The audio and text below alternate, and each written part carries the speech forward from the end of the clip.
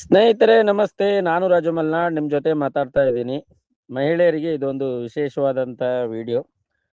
ಗೌಪ್ಯತೆ ದೃಷ್ಟಿಯಿಂದ ಮತ್ತು ಮಹಿಳೆಯರಿಗೆ ಗೌರವ ಕೊಡುವ ಒಂದು ಉದ್ದೇಶದಿಂದ ಈ ಮೆಸೇಜನ್ನು ನಾನು ಗೌಪ್ಯತೆ ಕಾಪಾಡುವ ಉದ್ದೇಶದಿಂದ ಹೇಳ್ತಾ ಇದ್ದೀನಿ. ಯಾವುದೇ ಮಹಿಳೆಯರಿಗೆ ತಪ್ಪು ಈ ಮಾಹಿತಿಯನ್ನು ತಿಳ್ಕೊಬಾರ್ದು, ಅನ್ಯಥಾ ಭಾವಿಸಬಾರ್ದು ಅಂತ ಹೇಳಿ ಪುನಃೊಮ್ಮೆ ತಮ್ಮಲ್ಲಿ ವಿನಂತಿಯನ್ನು ಮಾಡ್ಕೊಳ್ತಾ ಇದ್ದೀನಿ. ತಪ್ಪಿದ್ದಲ್ಲಿ ಕ್ಷಮಿಸಿ ಅಂತ ಹೇಳಿ ಈ ವಿಡಿಯೋವನ್ನು ಮಾಡ್ತಾ ಇರೋದು.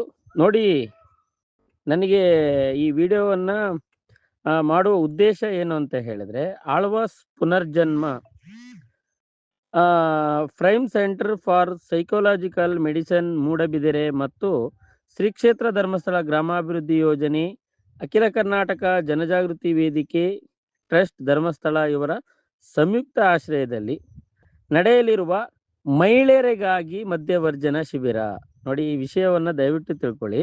ಮಹಿಳೆಯರಿಗಾಗಿ ಮದ್ಯವರ್ಜನ ಶಿಬಿರ ಅಂತ ಹೇಳಿ ಮಾದಕ ವಸ್ತು ತಂಬಾಕು ವ್ಯಸನಕ್ಕೊಳಗಾಗಿರುವವರಿಗೆ ಹಮ್ಮಿಕೊಂಡಿರುವ ಶಿಬಿರ ಅಂತ ಹೇಳಿ. ನೋಡಿ, ಇದು ಮದ್ಯವರ್ಜನ ಶಿಬಿರ ಅಂತ ಹೇಳಿದ್ರೆ ಖಾಲಿ ಕುಡಿತ ಮಾಡ್ತಕ್ಕಂಥವ್ರು ಮಾತ್ರ ಈ ಮದ್ಯವರ್ಜನಕ್ಕೆ ಸೇರಿದವರು ಅಂತಲ್ಲ. ಮಾದಕ ವಸ್ತುಗಳು ಅಂತ ಯಾವುದೆಲ್ಲ ಕರೀತಾರೆ, ಆ ಯಾವುದು ಮಾದಕ ವಸ್ತುಗಳನ್ನು ಯಾರು ಹೆಣ್ಮಕ್ಳು ಬಳಕೆ ಮಾಡ್ತಾ ಇದ್ದಾರೆ ಅಂದರೆ ಬೇರೆ ಬೇರೆ ಕಾರಣಗಳಿಗಿರ್ಬೋದು. ಇಂಥದೇ ಕಾರಣಗಳಿಗಾಗಿ ಅವರು ಎಲೆ ಅಡಿಕೆ ಹಾಕ್ತಾರೆ, ತಂಬಾಕು ಹಾಕ್ತಾರೆ, ಅದೇ ಹೊಗೆ ಸೊಪ್ಪು ಹಾಕ್ತಾರೆ, ಅಥವಾ ಬೇರೆ ಯಾವುದೇ ಒಂದು ಹವ್ಯಾಸಗಳನ್ನು ಅಳವಡಿಸ್ಕೊಂಡು. ಇನ್ನು ಕೆಲವರು ಹೇಳ್ತಾರೆ, ಇಲ್ಲ ಸರ್ ನಮಗೆ ತುಂಬ ಹಲ್ಲು ನೋವು ಕಡಿಮೆ ಆಗಬೇಕು ಅನ್ನೋ ಉದ್ದೇಶಕ್ಕೋಸ್ಕರ ನಾವು ತಂಬಾಕು ಹಾಕ್ತಾ ಇದ್ದೀವಿ ಅಂತ. ಇನ್ನು ಕೆಲವರು ಗುಟ್ಕಾ ಇಂಥವೆಲ್ಲ ಕೆಲವರು ಹಾಕಿರೋದನ್ನು ನಾವು ಕೇಳಿದರೆ ಇಲ್ಲ ಹಲ್ಲು ನೋವು ಕಡಿಮೆ ಆಗುತ್ತೆ ಹಾಗೆ ಅಂತ. ಈ ತಪ್ಪು ಅಭಿಪ್ರಾಯಗಳಿಂದ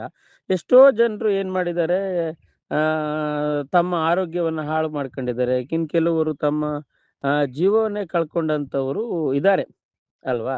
ಅಂಥವರು ಇವತ್ತು ಸಮಾಜದ ಮುನ್ನೆಲೆಗೆ ಬರಬೇಕು, ಅವರು ಒಳ್ಳೆಯವರಾಗಬೇಕು, ಅವರು ಆರೋಗ್ಯವನ್ನು ಸುಧಾರಿಸ್ಕೋಬೇಕು ಅನ್ನೋ ಒಂದು ಉದ್ದೇಶದಿಂದ ಪರಮ ಪೂಜ್ಯ ವೀರೇಂದ್ರ ಹೆಗ್ಗಡೆಯವರ ಒಂದು ನೇತೃತ್ವದಲ್ಲಿ ನಡೀತಕ್ಕಂಥ ಅಖಿಲ ಕರ್ನಾಟಕ ಜನಜಾಗೃತಿ ವೇದಿಕೆ ಧರ್ಮಸ್ಥಳ ಇವರ ಏನು ಸಂಯುಕ್ತ ಆಶ್ರಯದಲ್ಲಿ ಮಹಿಳೆಯರಿಗಾಗಿ ಮದ್ಯವರ್ಜನ ಶಿಬಿರ ಅಂತ ಹೇಳಿ ಏನು ಮಾಡ್ತಾ ಇದ್ದಾರೆ, ಈ ಶಿಬಿರದ ಸದುಪಯೋಗವನ್ನು ಪಡ್ಕೊಳ್ಳಿ. ಗೌಪ್ಯತೆಯ ದೃಷ್ಟಿಯಿಂದ ಮತ್ತೊಮ್ಮೆ ನಿಮ್ಗೆ ಹೇಳ್ತಾ ಇದ್ದೀನಿ, ಸಂಪರ್ಕಿಸಿ ಎನ್ನುವ ಏನು ನಂಬರ್ ಇದೆ, ಈ ನಂಬರಿಗೆ ಫೋನ್ ಮಾಡಿ ನಿಮ್ಮ ಡೀಟೇಲ್ಸನ್ನು ಕಳಿಸಿ.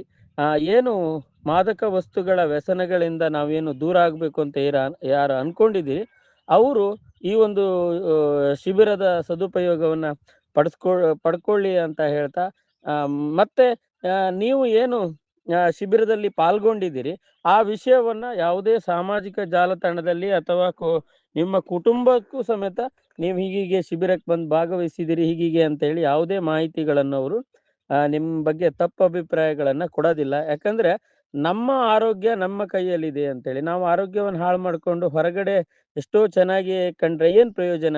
ಹೊರಗಡೆ ನೋಡೋರಿಗೆ ಮಾತ್ರ ನಾವು ಚೆನ್ನಾಗಿ ಕಾಣ್ತಾ ಇದೀವಿ ಅಂತ ಅಂದ್ಕೊಂಡ್ರೆ ಏನು ಪ್ರಯೋಜನ ಇಲ್ಲ. ಆರೋಗ್ಯಕ್ಕೆ ನಾವು ಹೆಚ್ಚಿನ ಒತ್ತು ಕೊಡಬೇಕು. ಅದು ಮಹಿಳೆಯರಾಗಿರಲಿ ಪುರುಷರಾಗಿರಲಿ. ಈಗ ಪುರುಷರಿಗೆ ಈಗಾಗಲೇ ಮಧ್ಯವರ್ಜನ ಶಿಬಿರ ಬೇರೆ ಕಡೆ ಮಾಡ್ತಾ ಇದೆ, ಅದು ಓಪನ್ ಆಗಿ ಬರ್ತಾರೆ ಅವರು, ಅದೇನು ಸಮಸ್ಯೆ ಬರಲ್ಲ. ಬಟ್ ಮಹಿಳೆಯರ ಗೌರವದ ದೃಷ್ಟಿಯಿಂದ ಅವರ ಗೌರವಕ್ಕೆ ಧಕ್ಕೆ ಆಗಬಾರ್ದು. ಬಟ್ ಅವರು ಸಮೇತ ಆರೋಗ್ಯವನ್ನು ಕಾಪಾಡ್ಕೊಳ್ಬೇಕು. ಯಾವುದೋ ಒಂದು ಉದ್ದೇಶದಿಂದ ಏನು ಮಾಡಿರ್ತಾರೆ, ಎಲೆ ಅಡಿಕೆಯಿಂದ ಸ್ಟಾರ್ಟ್ ಆಗಿ ತಂಬಾಕು ಬೇರೆ ಬೇರೆ ವ್ಯಸನಗಳಿಗೆ ಅವರು ಒಳಪಟ್ಟಿರ್ತಾರೆ. ಬಟ್ ಅವ್ರು ಹೊರಗೆ ಆ ಒಂದು ರೋಗದಿಂದ ಆ ಒಂದು ಏನು ಆ ವ್ಯಸನದಿಂದ ಹೊರಗೆ ಬರಲಿಕ್ಕೆ ಅವರಿಗೆ ತುಂಬ ಕಷ್ಟಪಡ್ತಾ ಇರ್ತಾರೆ. ಅಂಥವ್ರಿಗೆ ಇದು ಒಂದು ಒಳ್ಳೆಯ ಅವಕಾಶ. ಮತ್ತು ಗೌಪ್ಯತೆಯ ದೃಷ್ಟಿಯಿಂದ ನಿಮ್ಮ ಹೆಸರನ್ನು ಎಲ್ಲಿಯೂ ಹೇಳೋದಿಲ್ಲ. ನೀವು ಸಮಾಜದಲ್ಲಿ ಉತ್ತಮ ಗೌರವದಿಂದವನು ಬಾಳ್ಬೋದು ಅಂತ ಹೇಳ್ತಾ ಈ ಒಂದು ಏನು ಅವಕಾಶವನ್ನು ಸದುಪಯೋಗ ಪಡಿಸ್ಕೊಳ್ಳಿ ಅಂತ ಹೇಳ್ತಾ ಈ ವಿಡಿಯೋನ ಮುಕ್ತಾಯಗೊಳಿಸ್ತಾ ಇದ್ದೇನೆ. ನಮಸ್ತೆ, ನಾನು ರಾಜು.